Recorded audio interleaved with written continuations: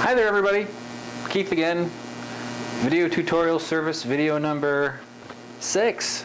Yes, that's right, 6, August 2005. Welcome aboard, great to have you. You new folks, glad to have you. You old folks, glad to have you. Glad to have you.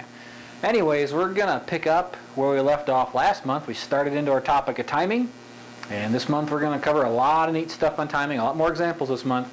So you folks who want to see some CG stuff or some animation samples, lots of it, lots and lots of it. Or today we're going to cover breakdowns, what they mean in terms of timing. We're going to cover anticipations.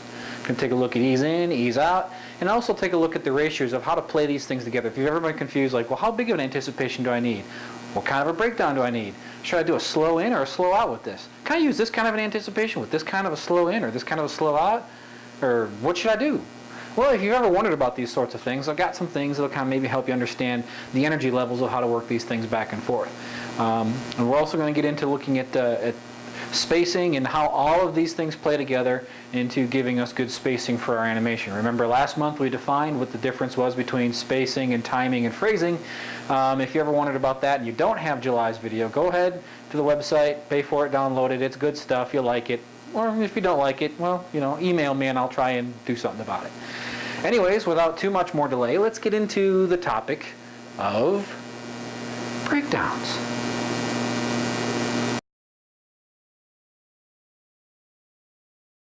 Okay, breakdowns. You may ask yourself, why are we covering the notion of a breakdown inside of a timing segment? Wouldn't we cover that like back with posers or stuff? Kinda.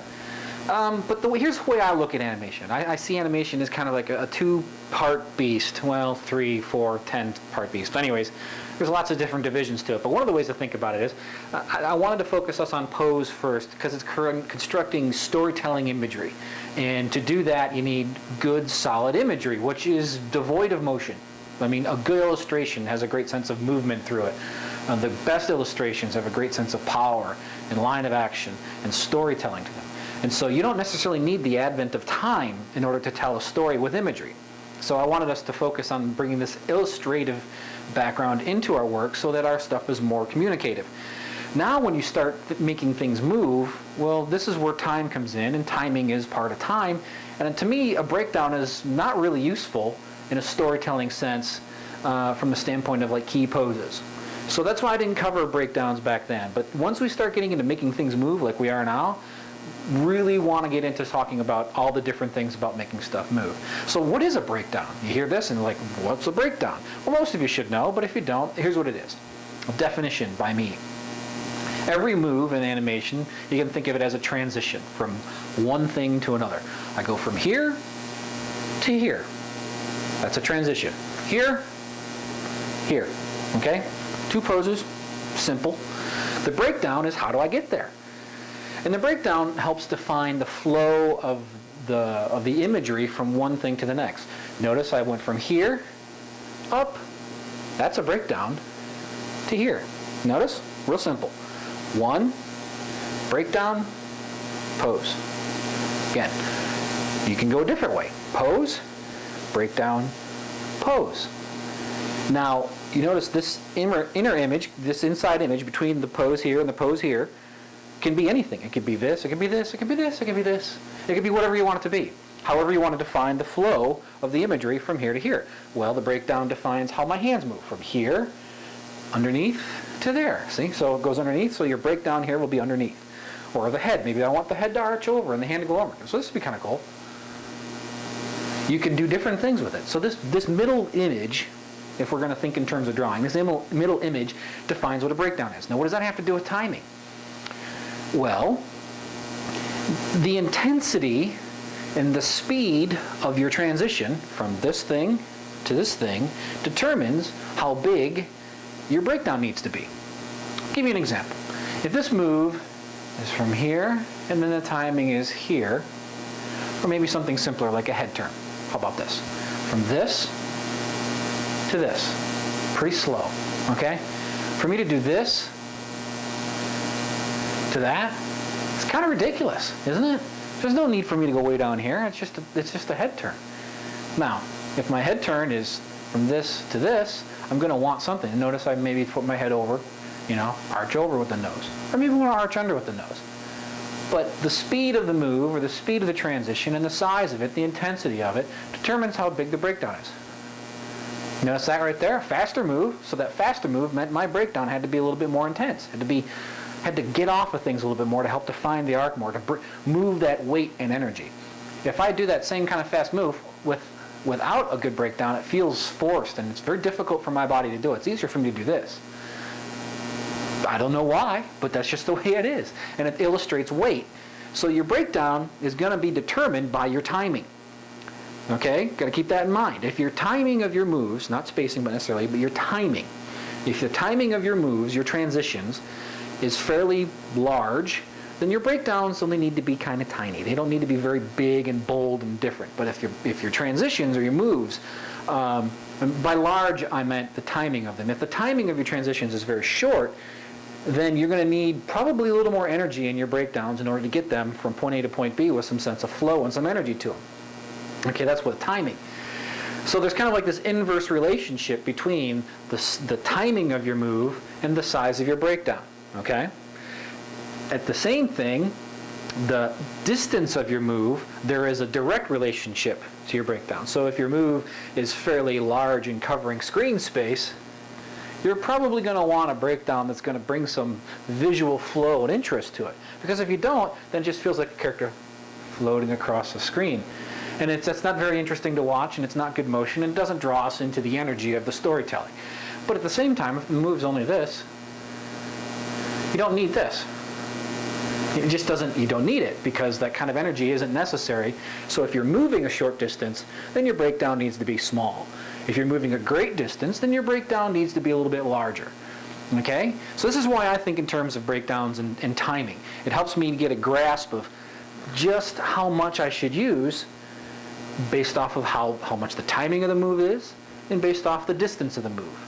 And so remember, breakdowns and their intensity kind of have an inverse relationship to the speed of the timing, and they have a direct relationship to the distance of the move. Okay, so you got to keep these things. It's kind of weird to juggle it, but if you get confused, back it up, rewind it again, study it again. It'll make sense to you. And I'll show you a couple examples here of what I mean. Okay, so watch along with these. This is really cool. All right, let's look at some examples of how we can use breakdowns. Taking a look at some of the rules that we stated before, not rules, but guidelines. Anyways, this first one up is, I call it a long time in moving with a big breakdown. You'll notice that this guy takes a long time to go from one pose to the other, and there's this big breakdown in the middle, and it looks kind of ridiculous. He's dipping way down, and there's really no need in the energy for this. Now let's take a look at that same length of a move with a smaller breakdown in the middle.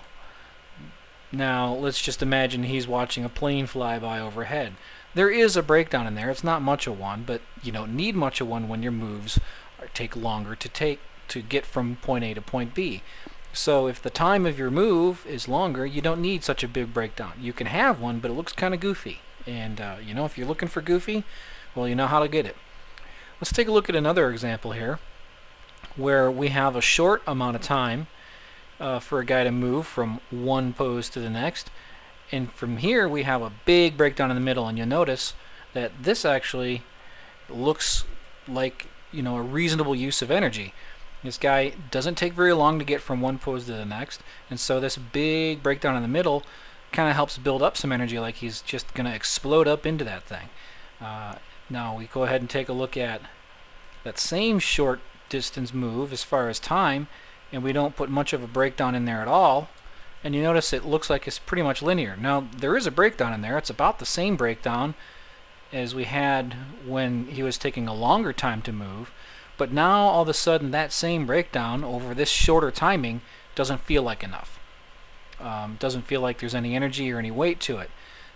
These are pretty extreme examples. I'm going kind of to the ridiculous side of things to kind of prove the point that the time it takes and the timing to make your transition affects the size of your breakdown, and that has an effect on the perceived notion of your timing, whether things are too fast or too slow. Let's take a look at another example of some stuff here. Alright, this one is where you have a small distance and a big breakdown. So here's a guy, he's just literally just only turning his head, but he does this big goofy breakdown here in the middle where he dips way down. It looks like he's kind of doing a funky little chicken dance or something.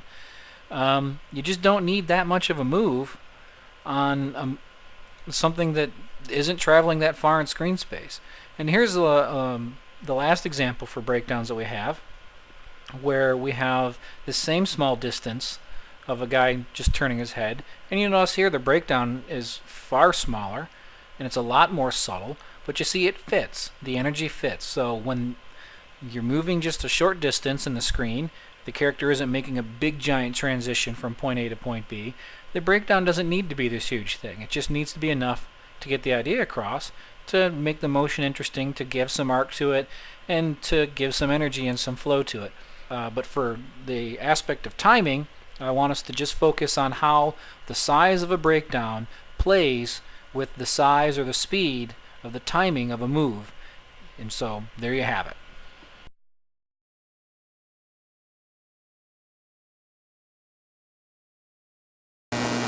Next topic, anticipations. Now, anticipations are, again, one of those things we could have covered at a different point, but like breakdowns, an anticipation to me is an energy movement through time sort of thing. An anticipation in and of itself could be used illustratively to tell a story point. It's kind of like the pregnant moment waiting to happen. It's letting you know what could be, opens up doors of possibilities. So yes, we could have covered it back in the pose conversation, but I think it's good to talk about it here because we're going to talk about the relationship of anticipations together with breakdowns, together with timing, together with spacing of eases. And we're going to start to see how they can play together to make motion play really nice. Okay, so what is an anticipation? Again, Dummy Keith's definitions of this is an anticipation is a sub-pose or a kind of minor pose of varying degrees of intensity and as far as like screen space use and the deformation of your character that announces something's going to happen. Now, if I have like this, that's not natural. You know I'm going to be doing that, right? So if I got this, you know something's going to happen. Just freeze frame that. And you know, somebody's like this. People don't walk through the streets like this. Hey, how you doing, Frank? Good to see you. No, we don't do that. I mean, because it's an anticipation. It's a pose that is getting ready that tells people, watch out, watch it, something's happening. Pow. Okay. So, how do anticipations play into the aspect of timing? Well, remember what we said about breakdowns, that your breakdown intensity and size and how it flows is going to be dependent upon the timing and the distance of your move. Okay? Anticipations are very similar. All right? If the timing of your transition, your move, is very, very small, then the timing and also the physical energy necessary building up in anticipation needs to be big, really big. Okay? Think that he's the classic Warner Brothers Bugs Bunny. Back up, and he's off screen in two frames. 2 frames. Look at that. I even lost the focus. Hello. Ha ha. So, big anticipation, gone. All right? Just takes no time at all to get off screen. So the transition, the move in and of itself, covered a great distance. So the move covers a big distance. So the anticipation needs to be big. And how long you hold the anticipation needs to be pretty long. And you build into it, and then, pow, you're gone. Okay? At the same time, the timing of your transition, or your move, if it's small, it has an inverse relationship to the size of the anticipation. So the anticipation needs to be big and, okay? Now, you can kind of play with some things, and it's kind of humorous to play with this relationship, kind of break the rules a little bit. Let's say you have a move that's pretty small, it's slow, so the spacing or the timing of it, sorry, not spacing, the timing of the move is large, and the distance the person moves isn't necessarily really big. So you're going to want normally you'd want the anticipation to be very, very small. Very, very short amount of time, doesn't need a lot of time, just a little bit of something. If a guy's going to start walking, there's a little bit of anticipation. Notice this, watch my shoulders, okay? I'm going to take a step that way. Notice what happened with my shoulders? There was a slight anticipation. I didn't hold it there. I just did it really small, and then I took the step. You need that, because if you don't do that, character doesn't feel like he has any weight. You know what I mean? And I have to think really hard to do that. Like I'm forcing my body to not just naturally counterweight itself. Okay? So if it's a smaller kind of move, you're not going to want to hold that. You're not going to be like, unless you want to do something for comedic effect. But you're breaking rules here, and you got to understand why you're breaking them. Okay? So for a small little thing like that, there's a little bit of anticipation. You kind of roll out to it very softly. The timing of it isn't very tight. It's not very big. You're not holding it. You're not growing into an extreme version of it to build up the energy. You're just kind of countering the weight and giving some weight to your character. Okay? If you're going to get off screen really fast, okay, you notice there, you back that up. I had to kind of get back, build the energy, and then get off screen really fast. I've lost focus again. Come back to me. Ha! There we go. Camera. You know how it goes. So anyways, you got to build up into it, and then pow, you go. Okay? Now, what happens if you do this? It's kind of funny in its own way. You're saying, here comes something big. Ah, fooled you. So you can play around these relationships a little bit and think in terms of how to, again, play with these relationships of timing, size, smaller anticipation, okay? Smaller timing size, like if something happens in 2 frames, you need a big anticipation. If something's only going to cover a little bit of screen space, you don't need a huge anticipation. Small size, doesn't need much. If something's going to cover a big screen space, you need a big anticipation to let people know what's going to happen. Because if they don't do that, they're going to be like, what happened? The guy's gone.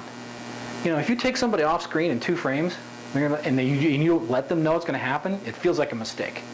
So anyways, let's look at some examples. Hey, I know how to talk.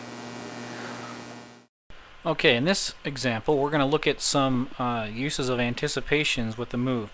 Now here we have our little Murray character, and let's imagine that he's holding on to a piece of rope down there off screen, and he's going to try and pull it back with varying degrees of intensity.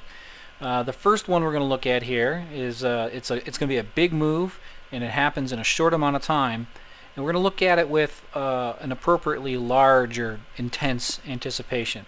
So if we watch this one, you see he leans forward and he holds the anticipation for a good bit, and he'll even kind of bend down into the extreme of that anticipation, and then he explodes back with a very powerful and very large movement.